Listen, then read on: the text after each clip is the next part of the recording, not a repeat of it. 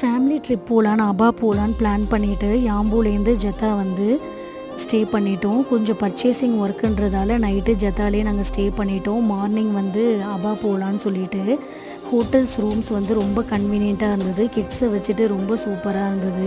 இது வின்டர் சீசன்றதால எல்லாருமே trip plan பண்ணுவாங்க. எம்பசி ஸ்கூல்லாம் லீவ் விட்டாச்சு. இன்டர்நேஷ்னல் ஸ்கூல் வந்து ஜனவரி ஃபஸ்ட் வீக்கில் தான் லீவ் விடுது. சரி ஒரு 3 டேஸ் வந்து பிளான் பண்ணலான்னு சொல்லிட்டு கிளம்பிட்டோம். இங்கேருந்து நம்ம போகிற வழியெல்லாம் வந்து ஹோட்டல்ஸ் இருக்குமா இல்லை இந்தியன் ஃபுட்டெல்லாம் கிடைக்குமான்னு தெரியாது.